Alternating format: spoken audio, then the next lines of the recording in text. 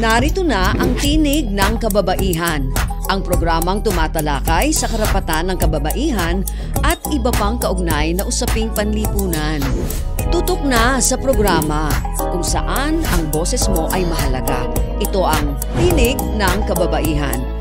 Mapapakinggan tuwing Biyernes 1:00 hanggang 2:00 ng hapon sa Radio Magazine 1278 AM at replay tuwing Sabado 5:00 hanggang 6:00 ng hapon sa Radio Pilipinas 738 AM. Mapapanood rin sa Facebook page ng Philippine Commission on Women at Radio Pilipinas. Makinig on air at manood online sa Tinig ng Kababaihan. Tinig ng kababaihan. TNK Day Pilipinas, kayo po ay nakatutok sa Radio Magazine 1278 AM para sa isa na namang episode ng programang tumatalakay, syempre, sa gender equality at women empowerment. Mula po sa Presidential Broadcast Service, Bureau of Broadcast Services, ako po si Sharon Enriquez. At mula naman po sa Philippine Commission on Women, ako po si Hani Castro. Welcome po sa ating programang Tinig ng Kababaihan. Happy TNK Day, Miss Sharon. Yes. Ayan. At syempre sa lahat ng nakatutok ngayon sa ating live stream sa Facebook page at YouTube channel ng Radio Magazine at Philippine Commission on Women. At syempre mula po sa amin sa PCW, Miss Sharon and PBS Family, happy 78th anniversary. Yes, today nga po is the 78th anniversary ng PBS, Presidential Broadcast Service, Bureau of Broadcast Services. Thank you sa PCW and thank you, Miss Hani, no? Happy TNK Day din sa mga nakikinig sa atin sa on-air, kung saan live na live ang ating programa tuwing Biyernes 1:00 hanggang 2:00 ng hapon. At dahil good things are worth repeating, sabi nga Miss Sharon, di ba, may replay din tayo ng Tinig ng Kababaihan sa Radio Pilipinas, Radio Publico 738 AM. Tuwing Sabado naman po yan mula 12:00 ng tanghali hanggang 1:00 ng hapon. Correct. At syempre, mapapanood din tayo sa Channel 3 ng TV Plus at Channel 45 to 49 po yan sa For the Box. At kung sakali man na hindi nyo po naabutan ng ating live stream at replay, pwede nyo pa rin pong balikan ng ating past episodes. Bisitahin lamang ang TNK webpage na makikita po ninyo sa inyong screen. Yes. Yan po ay sa FB page ng sa website. Website, and nakikita ko rin yun sa Facebook. Sa Facebook page ng Philippine Commission on Women. Yeah. Kumusta ka nga naman, Miss Hani? Na-miss kita nung last although, syempre, may pumalit naman sa iyo. Nakasing galing mo rin. Yes. Kumusta ang PCW? Yan, okay naman ako, Miss Sharon. At syempre, na-miss din kita. Last episode, no? Salamat kay Shika Sandigan na humalili sa atin. Last episode. Gusto ko lang i-share na nitong nakaraang September 8, Miss Sharon, ay pinagdiwang natin, no? Yung 30th anniversary ng Executive Order 273 na nagpatibay sa 30-year Philippine Plan for Gender Responsive Development o PPGD. Alam mo ba, Miss Sharon, kung bakit mahalaga yung PPGD sa atin? Actually, hindi ko rin alam ang ibig sabihin. Although, sinabi mo na kung ano yung meaning, pero ano nga ba yun? Ayan, yung PPGD, Miss Sharon, at mga ka-TNK, no, o yung Philippine Plan for Gender Responsive Development, ay isang makasaysayang hakbang na naglatag ng malinaw na direksyon ng ating gender and development advocacy. Ito ay tugon ng ating bansa sa Beijing Declaration and Platform for Action o BPFA na resulta ng 4th World Conference on Women noong 1995. Isang halimbawa, Ms. Sharon, ng mga issues and concerns na nakapaloob dun sa PPGD. Ito, makaka-relate ka rito. Yung tungkol sa violence against women o VAW. Yan, nakita naman natin na since 1995 hanggang sa ngayon, nakita natin yung mga pagbabago pagdating sa usapin ng VAW. Mula doon sa pagiging dati, pribadong usapin, di umano, ang violence against women, ay nailantad at nagkaroon pa nga tayo ng mga batas at iba't ibang programa ng pamahalaan at maging ng mga non-government organizations na tumutugon sa national issue na ito. Tamang-tama lang pala na mapag-usapan natin ito dahil nalalapit na rin ang 18-day campaign ng End VAW na pangunahan din syempre ng inyong ahensya ng Philippine Commission on Women. Yan. Yes, Miss Sharon. Kaya salamat sa PPGD dahil ito ang nagsilbing isa doon sa pundasyon sa pagtahak natin tungo sa isang gender equal and vow-free Philippines. Yes, and speaking of PPGD, narito po ang ating featured God work for the week. God work na good work? I-flex na yan! Sa featured God work, hindi lang basta pasado, dapat stand out sa pagbabago. Kung may game-changing na adhikain, deserve ipa-trending. God work na good work. Nga sa ating unang featured God work, yan, PCW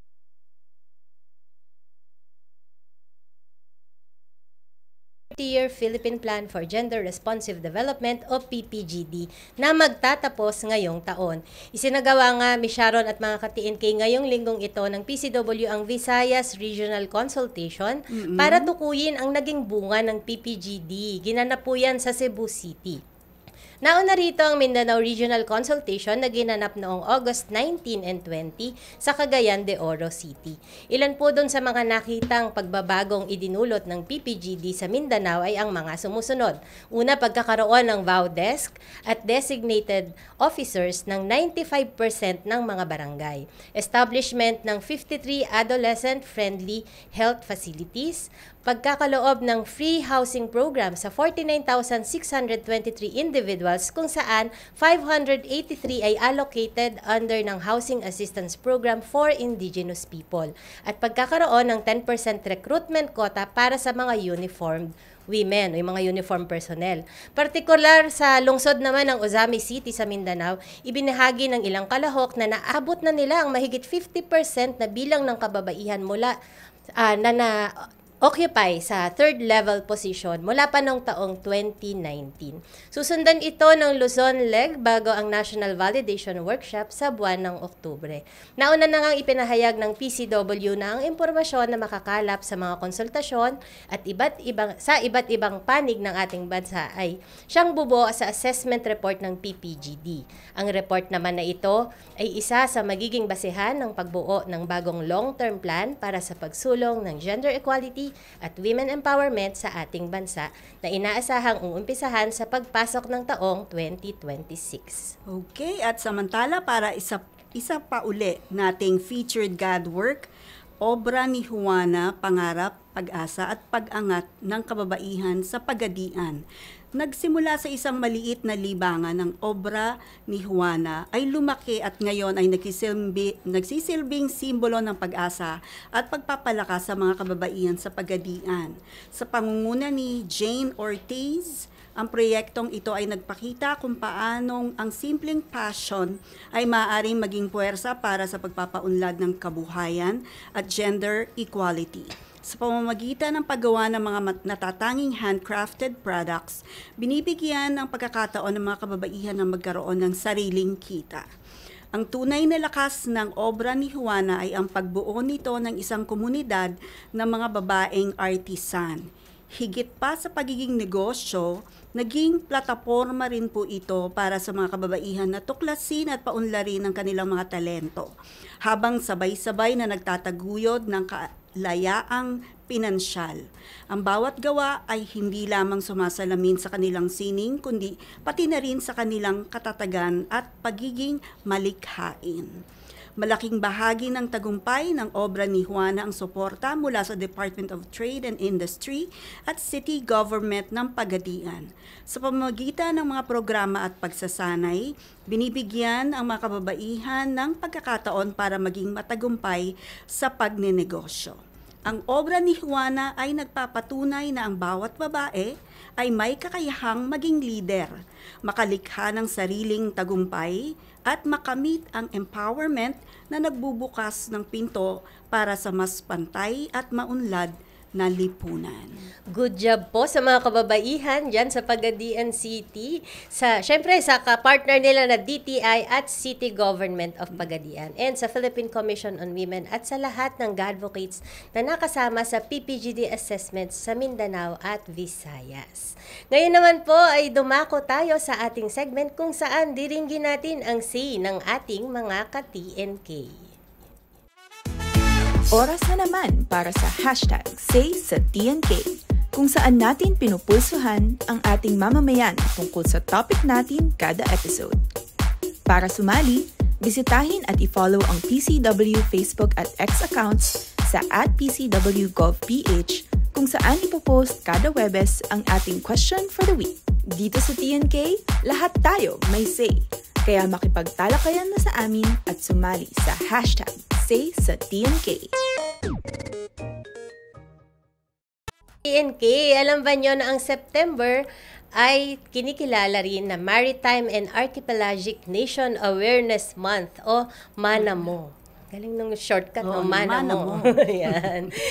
Kaya naman, para sa ating Say sa TNK Question of the Week, ito po ang nais naming malaman mula sa inyo. Ngayong Maritime and Archipelagic Nation Awareness Month, anong oportunidad o suporta pa ang nais mong makita para mas aktibong makibahagi ang kababaihan sa pangangalaga at pagpapaunlad ng karagatan at likas na yaman? Nakapost na po ito ang tanong na ito sa ating PCW Facebook page kung saan pwede kayong mag-comment ng inyong insights. Pwede rin po kayong mag-text sa 0917-845-4814. Babasahin po namin ang inyong mga insights bago matapos ang ating programa. Ulitin ko po yung number 0917-845-4814. Mag-text na po kayo o mag-comment dahil dito po sa TNK lahat tayo ay may say. Yes, at speaking of Maritime and Archipelagic Nation Awareness Month, mayroon tayong makakasama live na live, hindi po Zoom. As in, nandito po sa studio upang ipaliwanag sa atin ang kahalagahan ng obserbasyong ito. Sino kaya siya? Alamin natin pagbalik ng Tinig ng Kababaihan. Huwag bibitiw, magbabalik agad ang programang nagbibigay tinig sa mga kwento, adhikain, tagumpay at dagdag kaalaman para sa kababaihan.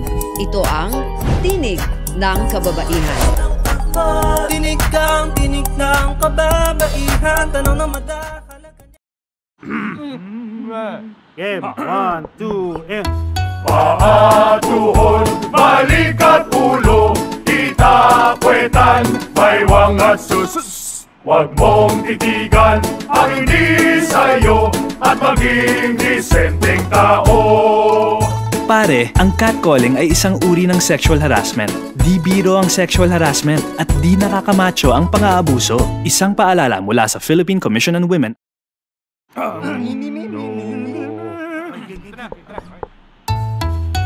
Ang sumit-sit ay bang-mang-mang, ang sumipol ay bang-hunghang. Ang babae sa lansangan, huwag iritan kundi igalang. Pare, ang catcalling ay isang uri ng sexual harassment. Di biro ang sexual harassment at di nakakamacho ang pang-aabuso. Huwag iritan kundi igalang. Isang paalala mula sa Philippine Commission on Women. Chong, chong, chong, chong, pasipol-sipol, mga manong sa labas.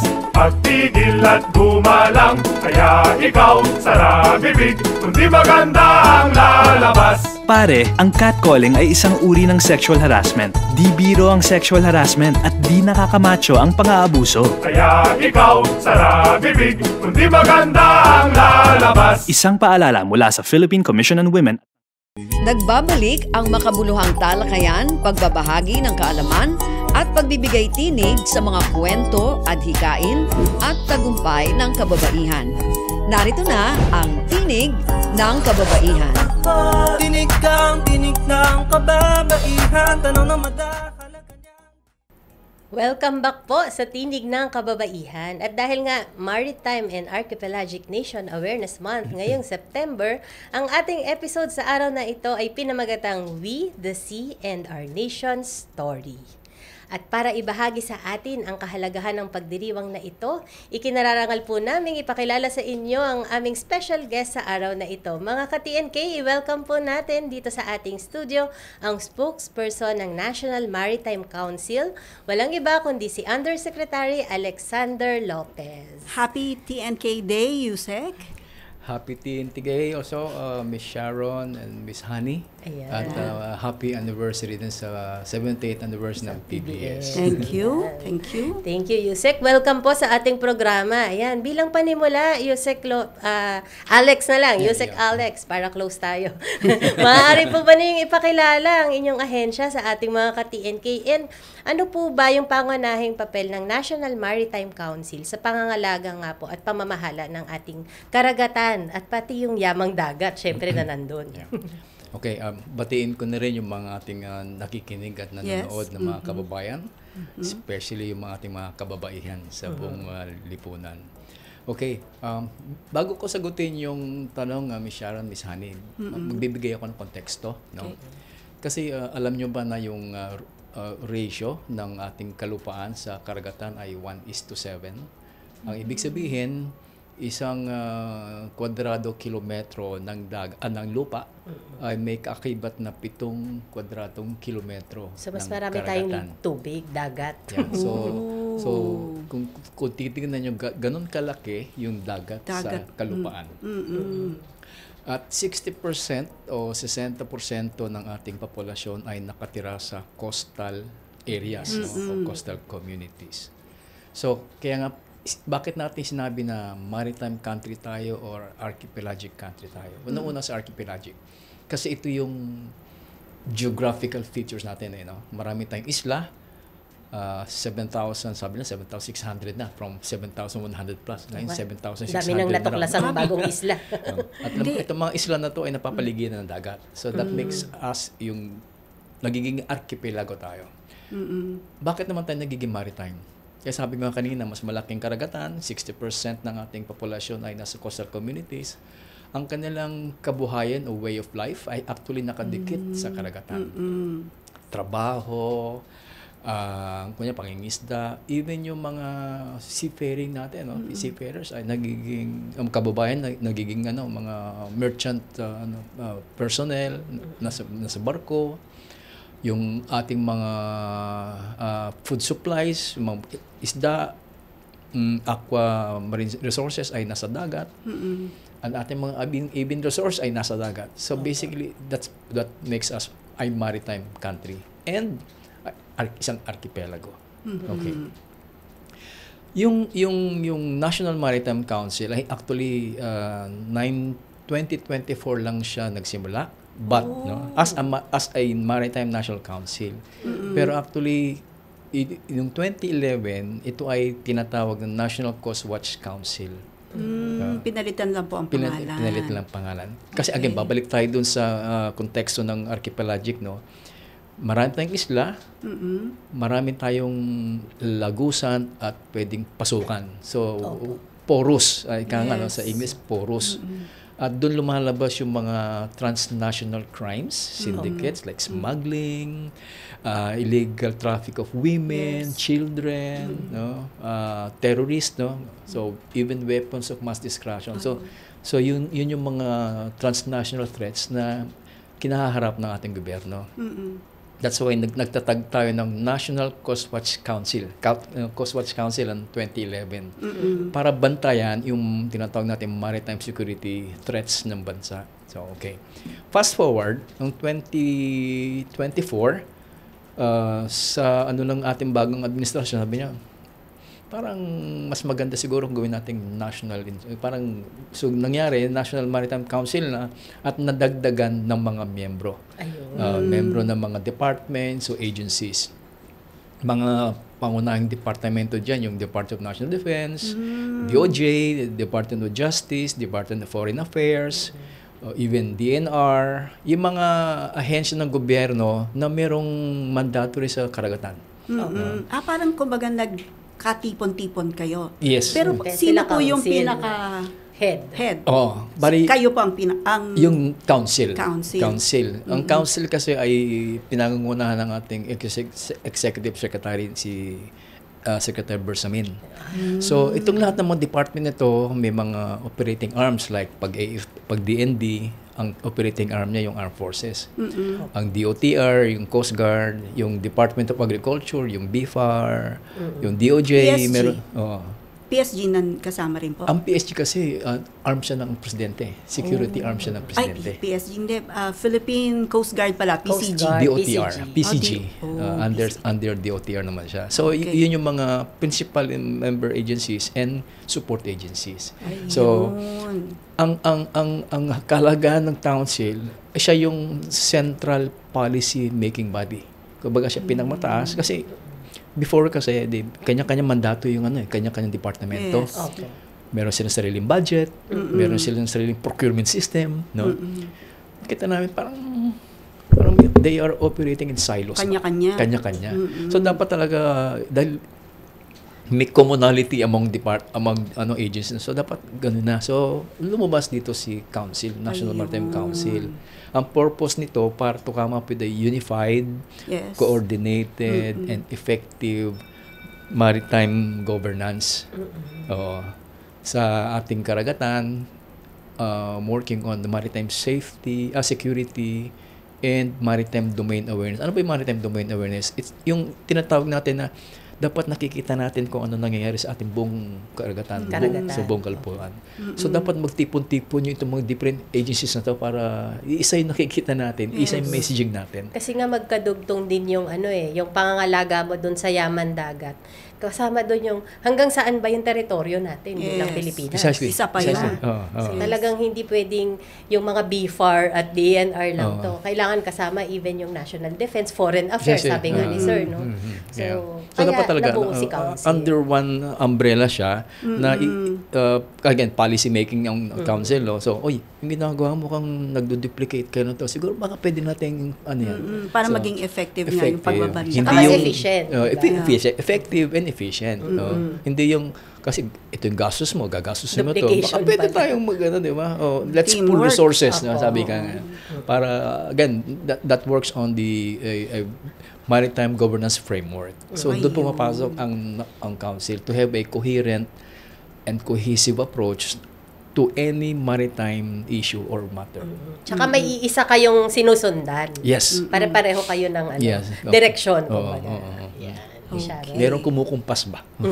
Oo, tama. Para hindi yung kanya-kanya. Kasi pag naisipan nitong isa, parang baka tayo. Yung gobyerno, yung pagkatang agency yung nagkagulo. So yun ang kahalagahan niya actually. Ayun. Naintindihan ko na. Kumbaga bagong-bago pa lang pala ito. Kasi mas pinalawak mula doon sa 2011 na coastal lang siya. Ngayon, Coast Watch Council siya. Noong 2024, naging siya, National Maritime Council. Para yung messaging na buong kapuluan talaga. Ayun. Kasi pag Coast Watch Council, parang ano yun? Diba? Tsaka parang nasa coastline lang sila. Parang ganun yung dating niya sa karaniwang tao. Actually, Okay, ngayon pong Setyembre ay ipinagdiriwang natin yung Maritime and Archipelagic Nation Awareness Month na idineklara rin ng Proclamation 316 Series of 2017. Ano po ang kahalagahan ng obserbasyong ito sa ating bansa? Kasunod po niyan, ano po ang mga inihandang programa ng National Maritime Council, syempre po sa pagdiriwang ng MANA-MO 2025. Okay, yung MANA mo, actually program siya ng Coast Watch Council before. Kaya lang hindi siya ganun kasi yung even the Coast Watch Council ay nagmi-meet lang ito twice a year. Samantalang itong National Maritime Council ay quarterly. In fact, hindi na naging quarterly, mas madalas na meeting nila kasi dahil sa nangyayari sa ating karagatan, no? Anyway, yung MANA mo is a program activity ng council at ito basically para to yung erase natin yung awareness. Ano ba yung archipelagic nature natin? Ano ba yung maritime heritage ng ating bansa? So more on raising the awareness ng ating mga citizens, no? Ano ba yung bansa natin, no? So there are a lot of programs, marami different programs. Like for example, para lang unti-unti, inutay-utay, last year, naglabas sila ng parang painting contest. Ano ba yung mga resources na kayamanan ng dagat natin? So, may mga painting contest tayo. So, open lahat sa public. Now, sinundan pa rin natin yung tawag nating scening. Again, that's a painting contest. Scening. At isa rin yung cinema. No? So, more on short filmmaking contest among our people. So, lahat pwedeng sumali doon. Pero hindi lang yun. In fact, yung September 1, inobserve natin to by coming up yung tinatawag natin simultaneous blowing of ship's horn.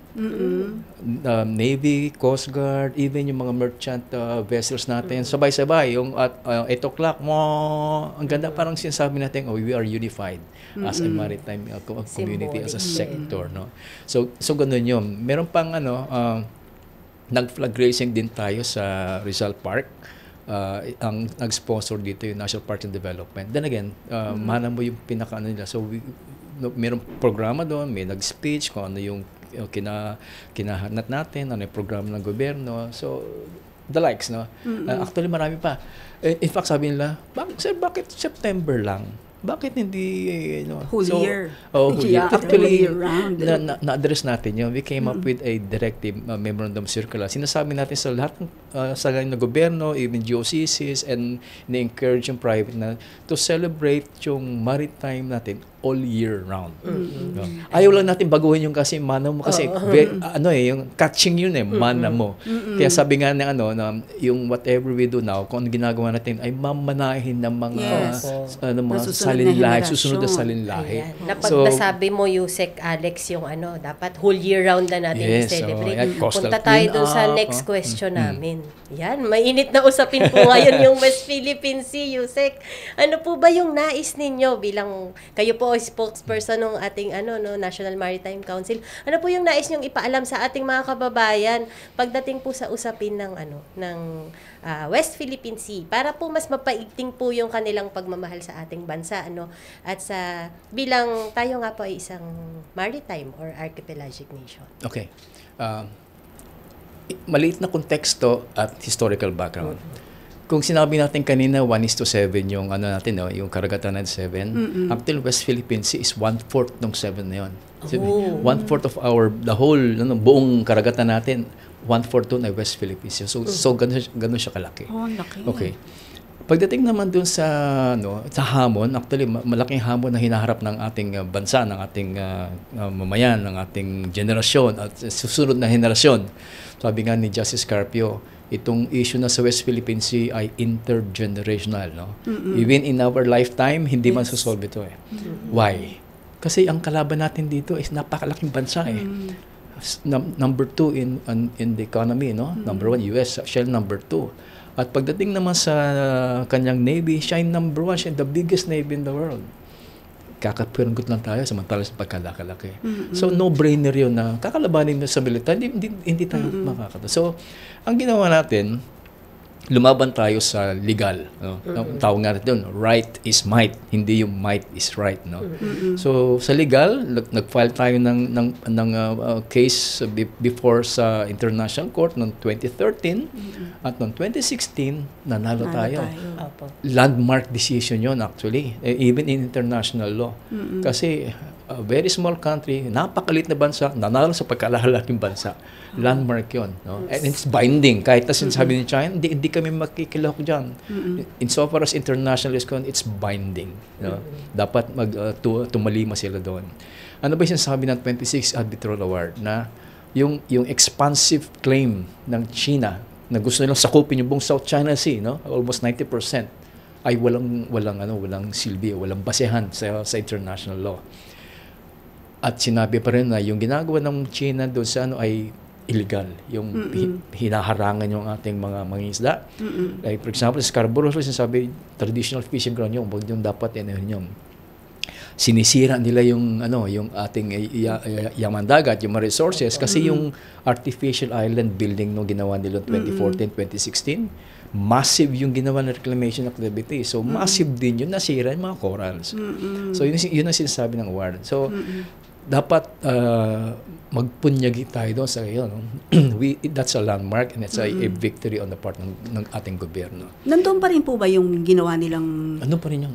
Actually nga, ginawa nga nilang military outpost yun, naging basehan, naging airport, no? So doon sila ngayon. So yung hamon na sinasabi, napakalaki dahil until now, hindi natin, yung mga isda natin in particular, hindi sila makapangisda ng freely. Kasi minsan, tinataboy sila, tinatakot sila, kinukuha yung kanilang mga fish catch na mga isda. Tapos, hindi, pag may mga, patrolya tayo, Coast Guard, binabangga na, binawater cannon. Again, ito yung mga hamon na medyo mabigat. But then again, ang instance ng gobyerno natin, hindi natin siya kakalabanin eye to eye. Kaya we have to, sabi nga ni Presidente, ayusin natin yung mga sigalot na yun through peaceful means. At diplomatic channels and mechanisms. Yun lang pwede natin gawin. Wala tayong pwedeng gawin na mag-escalate, na maging shooting war. Kagulo. Kasi, sabi nga, malaking... it is not to the best interest ng ating bansa. Of the Philippines. Correct. Kasi pag gera yan, all resources ng bansa mo, mapupunta doon. At saka, yung West Philippine Sea, sabi natin, hindi siya yung the be-all or end-all of our relationship with China. Kung ano man yung gulo doon lang noon. Huwag natin ilabas sa West Philippine Sea side. Kasi maraming maapektuhan Trade natin, people-to-people exchange. So, doon lang. Huwag natin ilabas. Kasi pag inangat natin doon, nagkaputukan, wala. Lahat apektado. Lahat ng resources ng gobyerno, maapektuhan. Ayan, okay, at medyo bibilisan po natin sa usapang gender equality po. Punta na po tayo at women empowerment, Maging usapin din po tungkol sa ating, yung tungkol sa Angels of the Sea dito, isang all-female unit daw po ito na mga radio operator sa Philippine Coast Guard na pangunahing inatasan na magpakalma. Magandang i-explain nyo ito. Ano ba yun? Na mga tensyon sa karagatan. Ano bang ginagawa nito? Sila ba ay kailangan may requirement ba na maganda sila? Particular sa West Philippine Sea. Siyempre, ano po ang qualification para maging bahagi ng programang ito? May positibo po bang epekto po ito dito sa West Philippine Sea? Yun nabanggit ko kanina, isa sa mga hamon natin. Pag nagpapatrolya yung ating Philippine Coast Guard, kumbaga nagkakagirian din sa dagat, nandun din yung China Coast Guard, even yung mga naval vessel ng China nandun din. So mayroon sila tinatawag na radio challenge. Yung sasabihin nila, "Oy, anong ginagawa mo diyan?" Tapos sasagot tayo, "Kayo, anong ginagawa niyo diyan?" Yung ganun ba. So pag lalaki kasi minsan brusko Pero parang digmaan na yung dating. Pero pag nagsasalita tayong babae, to your credit, parang mas malumanay, tapos mas maganda yung dating. So yun sasabi ng napapakalma yung sitwasyon na mainit dahil sa tinig ng babae. Yung Angels of this. Pero yun nga po, boses po yun, Boses. Hindi nila nakikita, hindi sila nakikita. Ayan, yung mga nanonood sa atin, nakikita, may sample. Oo. Hindi kailangan maganda po ang boses. Tsaka magkalmado. Parang bedroom Tsaka, I think, voice Miss Sharon, mas kailangan dito yung yung mabilis mag-isip. Kasi nagsasagutan mabilis mag-isip yung ating Coast Guard po ito. Coast Guard yan. Coast Guard. Mas mahalaga yun. Ano yung sasabihin mo. Pag sinabi sa yung ganito, ano isasagot mo. Na hindi nga mag-escalate yung tension. Tapos yung qualification, sabi natin, pag sa Coast Guard, basically, kung sino yung mga babaeng Coast Guardsmen, nakapasok women, lahat sila qualified. As long as, nasa CEO ng barko yun, o ikaw magiging talker, ikaw magiging yan. So, dapat kalmado ka, alam mo yung sasabihin mo, alisto ka. So, yung mga ganong klase. Dapat ayun. Talagang may, at least may part, diba? Ang mga kababaihan sa mga yan. Girian na yan. Maraming salamat po, Yusek Lopez, Yusek Alex, sa inyong mga ibinahagi sa amin. Samantala, mga ka-TNK, pansamantala po naming bibitinin yung usapan natin para po magbigay daan lang sa ilang paalala mula sa ating himpilan. Magbabalik po ang Tinig ng Kababaihan. Huwag bibitiw, magbabalik agad ang programang nagbibigay tinig sa mga kwento, adhikain, tagumpay at dagdag kaalaman para sa kababaihan. Ito ang Tinig ng Kababaihan. Tinig ng kababaihan, tanong na madahalaga niya. Game, 1, 2, and... Paa, tuhod, balik at ulo, itapwetan, baywang at sus. Huwag mong titigan ang hindi sa'yo at maging disenteng tao. Pare, ang catcalling ay isang uri ng sexual harassment. Di biro ang sexual harassment at di nakakamacho ang pang-aabuso. Isang paalala mula sa Philippine Commission on Women.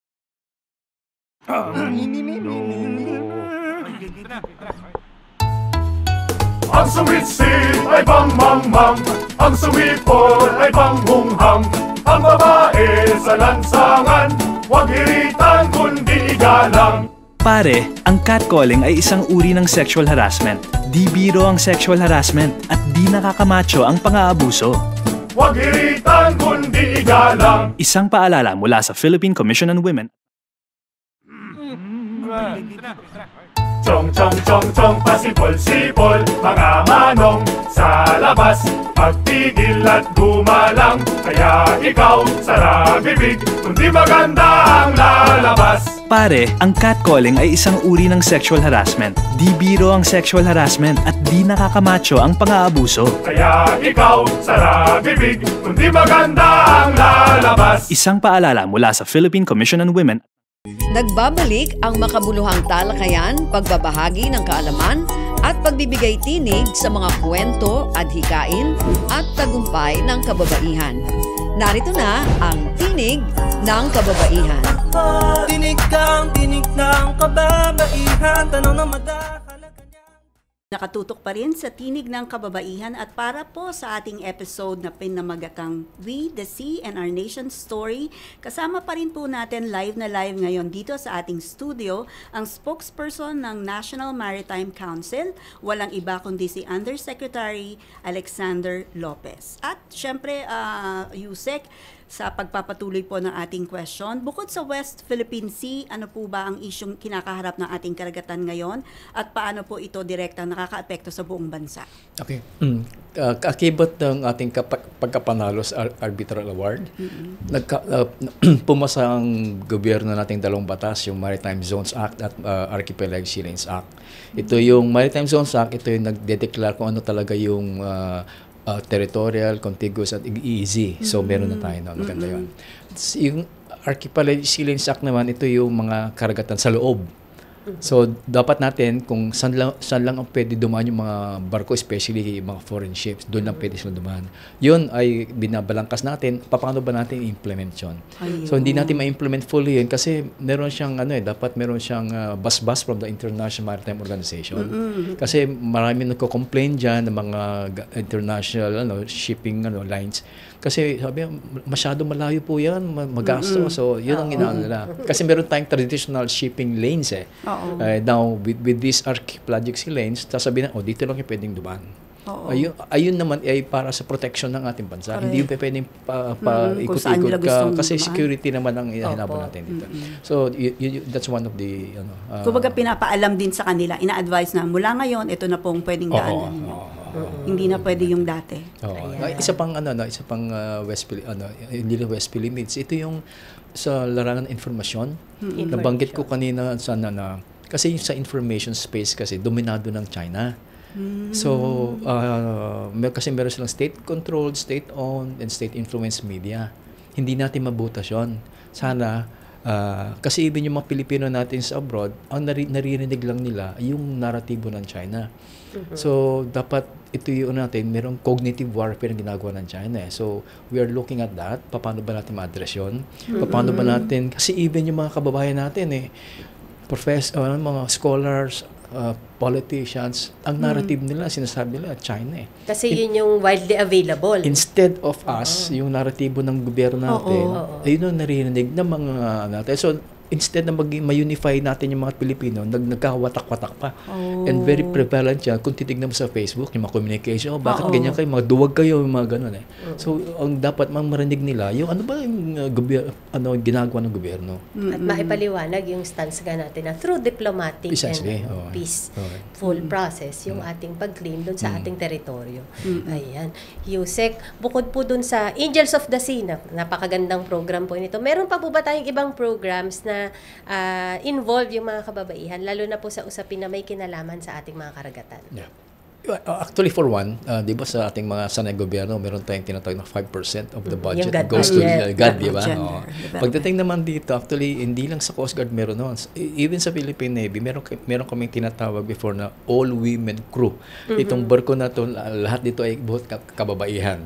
So, aside from that, lahat ng mga barko natin ay may mga official na mga babae na sundalo, no? So, official at kasundaluhan, sailors, women sailors and lady officers nandun sa barko.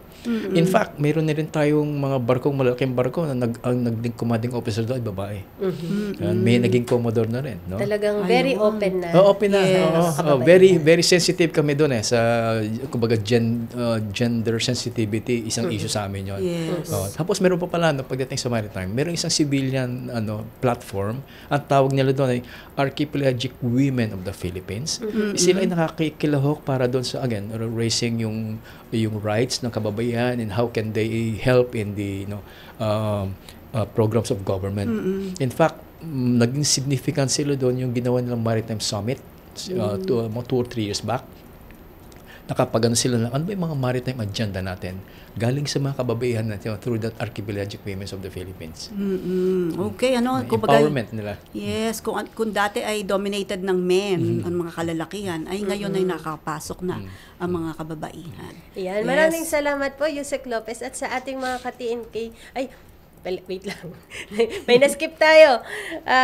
I think, let's go to yung question, Miss Sharon, no? Ano po yung benefits naman ng ating bansa para na nakukuha dito sa ating mga karagatan, no? At paano pa nga po pang mapaigting yung kaalaman ng ating mga kababayan tungkol po dito sa ating kahalagahan ng ating mga karagatan? Okay, nabanggit ko kanina yung pagiging maritime natin, no? 60% of our population ay nasa coastal plain, tapos yung mga ating livelihood, the way of life ay nasa karagatan. So, malaking bagay yung pwede nating sa ating mga kababaihan kung ano yung programa ng gobyerno about yung paano natin ma-raise awareness, paano natin makilahok sila, even yung mga local legislations, makilahok sila, no? Kapag may programa ng gobyerno, makilahok sila. They should be empowered, no? So, hindi sila mangingimi, no? It's not only a man's job. It's everybody's concern to include the women and the children, no?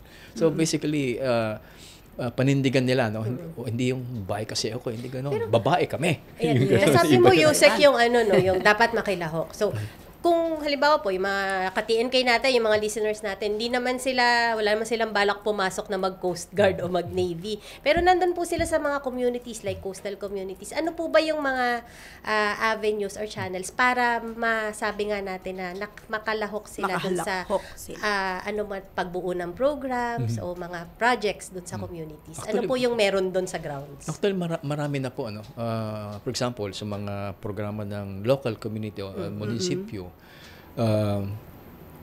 especially nasa coastal community ka, siguro makilahok ano ba yung mga kailangan ng mga fishermen natin. Tapos sabihin nila sa local government nila. Kasi minsan sa LGU. LGU, no. Doon tayo magsisimula sa basic unit natin, barangay, LGU, no.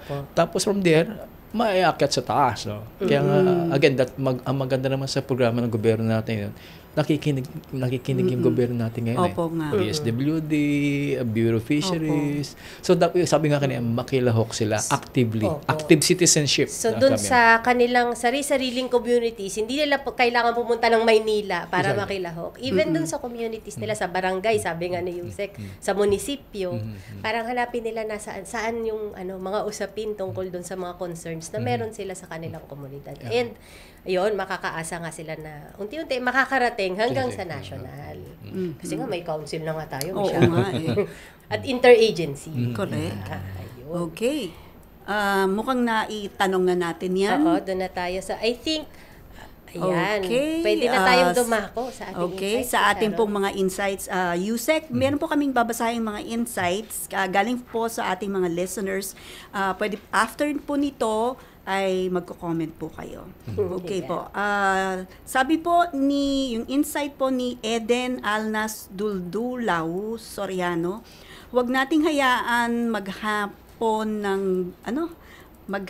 ng basura sa mga karagatan. Magtapon siguro.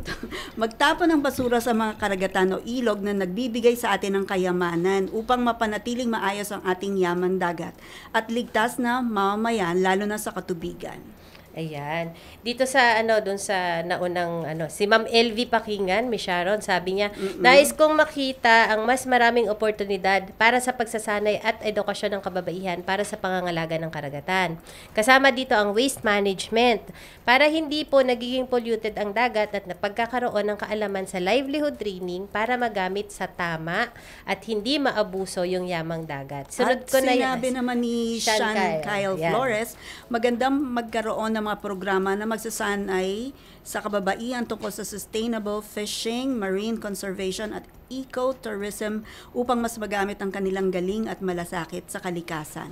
Nais ko ring makita ang mas matibay na suporta mula sa pamahalaan at ibang organisasyon upang ibigay sa kababaihan ng pondo, kagamitan at mga oportunidad na maging katuwang sa mga proyektong pangkalikasan. Hindi lamang sila magiging inspirasyon bilang tagapag-alaga ng kalikasan, kundi magiging aktibong leader din at tagapagtaguyod ng isang mas ligtas, malinis at masaganang karagatan para sa susunod na henerasyon. Ayan. Say naman po ni Fe Guerra Quanico, sana magkaroon ng oportunidad ng pagbabahagi ng mga kuro-kuro sa usaping ito ang mga kababaihan upang mas makita at malaman kung ano pa ang pangangailangang dapat pag-usapan. At say naman ni Mila Cabanlit Dulay, makilahok sa mga activities na related sa pangangalaga at pagpapaunlad sa kalikasan, lalong-lalo na sa karagatan. Let everyone be informed on the proposed disposal of waste materials. Proper disposal. Yes. Yun, no? Proper disposal. Ayan. Yes. Sabi naman po ni Ronald Tumbaga, sahod itaas, benepisyo, dagdagan, karapatan palawakin, katarungan siguraduhin. Parang no? Oo nga. Pangkalahatan itong sabi ni Sir Ronald. Okay, at sabi naman ni Doña talagang Doña, no? Doña Coriza Gaurano, ang pagkakaroon ng programang nakatuon sa pagsasanay, kabuhayan at liderato para sa kababaihan kung may sapat na suporta tulad ng skills, training, access sa pondo para sustainable livelihood at partisipasyon sa paggawa ng polisiya. Mas magiging aktibo at empowered ang kababaihan sa pangangalaga at pagpapaunlad ng ating karagatan at likas na yaman. Ito, last na, ang say po ni Suzette Rubia Kialkial Agramon. Naniniwala ako na mas magiging aktibo ang kababaihan sa pangangalaga ng karagatan kung magkakaroon ng mas maraming livelihood programs na nakabatay sa sustainable fishing at marine conservation. Mas maraming capacity building training at scholarship upang maging eksperto at leader sa larangan ng marine protection at coastal management. Mas magiging makabuluhan din ang partisipasyon ng kababaihan kung bibigyan sila ng plataporma at boses sa paggawa ng mga polisiya. Ang tunay na pag-unlad ng ating karagatan ay makakamtan kung lahat ng kababaihan ay may pagkakataong makiisa at manguna. Okay, talagang haba ng mga insights ng ating mga listeners. Ano naman po ang inyong masasabi, Yusek Lopez, dun sa mga insights na nabasa po natin today? Unang-una, masaya ako dahil at least may mga kababayan tayong passionate, passionate sa kanilang na nakikita, Ang sagutin ko lang, sorry. Ang gobyerno kasi mandato namin 'yon, especially mga proper disposal. Pero hindi kami nandun sa lahat ng lugar. So, siguro ang panawagan ko ay makilahok po tayo. Siguro pag nakita natin may nagtapon diyan, siguro kayo na mismo Yes. Oy, boss, baka naman pwedeng bawal siguro. Siguro yung yung tapon mo, sagot ko, parang gano'n, no? So, hindi lang, wag niyo ilagay sa gobyerno. Siguro on your part, sabihin nyo na unang-una, kayo mismo ang gagawa. Hindi kayo magtatapon. Pangalawa, pwede kayong sabihin nyo, uy, bawal yung magtapon, hindi maganda yung magtapon. Siguro yun, again, makisama po tayo, makiisa sa programa ng gobyerno. Pangalawa, open po ang gobyerno ngayon. Actually, may mga Facebook account sila, website account, and then meron sinatawag na parang yung kung ano yung comment, diretso po tayo, okay, sinasabi niyo po dito sa programa, pero mas maganda kung i-direct po natin doon sa kinaukulan. Meron din tayong website ng gobyerno na isumbong mo kay Pangulo. Yung pwede nyo isingit doon. Kahit na flood control yung pwede mo isingit doon. Pwede naman, no? May mga may presidential action centers po tayo. Lahat ng katanungan nyo, pwede nyo ilagay po doon. Merong sasagot po sa inyo. So, yun ang ano. So, again, I encourage po na tuloy-tuloy pa rin na maging mapamulat, yung observant kung ano yung nangyari sa inyong paligid at isumbong nyo po. Nakikita po natin itong gobyerno na to ay tumutugon. No? And maganda po. Ako personally nakikita ko po yung the last 3 years ng ating Pangulo ay towards that. No? Yung mapaganda po ang ating Katulad nga po yung sinabi nyo kanina, no? Di ba parang ang dating tapat mo, linis mo. Pag meron kang nakikita na basura sa dalampasigan, ikaw na pumulot. Tsaka yung basura mo, ibulsa mo na lang muna isa sa pa bahay yun. mo na i-shoot sa trash can, di ba? Ayan. Maraming salamat po sa lahat ng ating mga ka-TNK na nagbigay ng kanilang mga insights. I think, Sharon, we can proceed with our last question. Yes, sa ating pong last question, pagtatapos, ano po yung mensahe nyo po para sa mga kababaihang Pilipino na nais maging katuwang sa pag-aalaga ng ating karagatan at sa pagsusulat ng kwento ng ating bansa bilang isang maritime and archipelagic nation? Unang po siguro yung sinabi ko kanina, yung hindi lang ako babae. Babae ako. Mayroon akong salita, mayroon akong tinig, no, na pwedeng ipaalam. So, more on empowerment, no. So, yung maging kalahok kayo sa programa ng gobyerno, to be responsible for whatever you do. Siguro po, pagdating sa West Philippine Sea, ibagitin ko lang siguro yung mga information campaign natin. Maging mulat po tayo, sabihin natin sa ating mga kaibigan, kapamilya, especially mga anak po natin na vulnerable, no? Na yung mga nababasa at napapanood sa internet, sa Facebook, dapat mapagmatsyag sila. Totoo ba itong sinasabi o hindi? Kung sa tingin nila ay mali, dapat siguro mag-comment na sila. Yun ang maganda sa digital world ngayon. They can comment right away. So, ganoon. At sabihin din sa mga anak nila na, uy, anak, hindi maganda yung pinapalo mo, mali yan. Maling impormasyon. So, sila mismo ay dapat, kumbaga, knowledge is power. No? So, dapat maging aware tayo sa ano nangyayari. Yung mga fake news, yung mga deep fakes, dapat again, we should be observant and mapagmatsyag at maimulat sa ating mga kaibigan, kapamilya, especially sa ating mga anak. Okay, maraming salamat, Yusek. Yan, muli maraming salamat po at happy Manamo. Manamo. Yan, kay Undersecretary Alexander Lopez at sa lahat po ng bumubuo ng National Maritime Council. Thank you po. At syempre sa puntong ito ay nais nating pasalamatan ang Radyo Pilipinas Presidential Broadcast Service Bureau of Broadcast Services sa pamumuno po ni Director General Fernando Dindo Amparo Sanga at sa mga production personnel na nakatuwang natin sa broadcast ngayong araw. Maraming salamat po. Ako po si Sharon Enriquez. Salamat Miss Sharon at salamat din sa mga nakasama po natin mula sa Philippine Commission on Women na pinamumunuan ni Chairperson Ermelita V. Valdeavilla at sa Corporate Affairs and Information Resource Management Division o CARE-MD na bumubuo sa TNK Production Team. Ako naman po si Hane Castro. Tandaan, ang ating karagatan at ang ating yamang dagat ay ipinamana at pinagkatiwala sa atin. Kaya nararapat lamang po ito na ating alagaan at mahalin. Ano man ang ating kasarian o katayuan sa buhay, tayo ay mga Pilipino. Kaya't magkaisa tayo bilang bansa, hindi lamang sa isip, sa salita at gawa, kundi pati sa ating mga ipinaglalabang advokasya at sa ating soberanya. Dahil sa gender equality, wala nang she or he sapagkat meron at lamang tayong we. Happy TNK Day sa ating lahat. Happy TNK Day, manatiling nakatutok sa Radyo Magazine 1278 AM at sa Radyo Pilipinas, Radyo Publiko 738 AM po yan hanggang sa susunod na episode ng ating programang Tinig ng Kababaihan. Thank you po!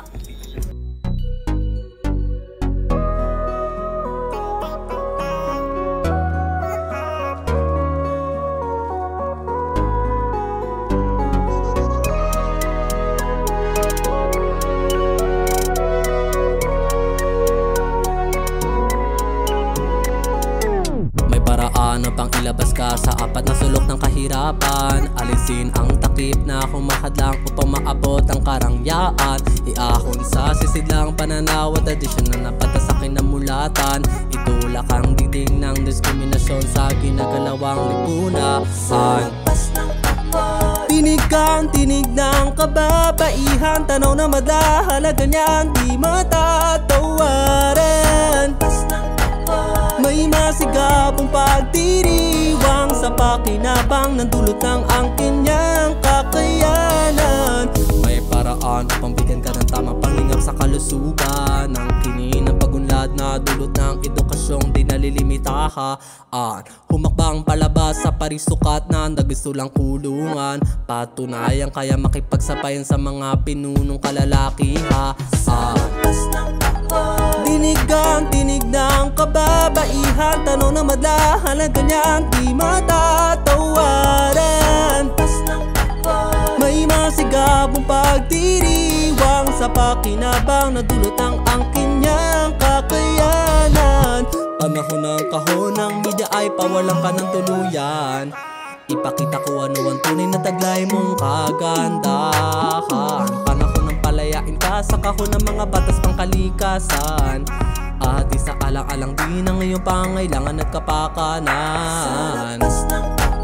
Tinig ang tinig ng kababaihan, tanaw na madahalaga niyang di matatawaran. May masigabong pagdiriwang sa pakinabang na dulot ng angkin niyang kakayanan. Panahon ng itaguyod ang karapatan laban sa karahasan. Sa madilim na kahon lumaya sa pang-aabuso at pagkakipit sa digmaan. Naging mga munting kababaihan sa mundo'y sumisibol pa lamang. Huwag sa kahon arugain kundi sa bisig at pag-ibig na magulang. Sa labas ng tinig ang tinig ng kababaihan, tanaw na madahalaga niyang di matatawaran. May masigabong pagdiriwang sa pakinabang na dulot ang angkin niyang kakayanan. Naniniwala ako na dapat may boses din ng mga kababaihan sa mga nilikha at pinapasang batas para sa bayan natin. Karapatan mo bilang isang batang babae makapaglaro, makapag-aral, magkaroon po ng magandang bukas. Sa labas ng kahon, tinig ang tinig ng kababaihan, tanaw na madahalaga niyang di matatawaran. May masigabong pagdiriwang sa pakinabang na dulot ang angkin niyang kakayanan.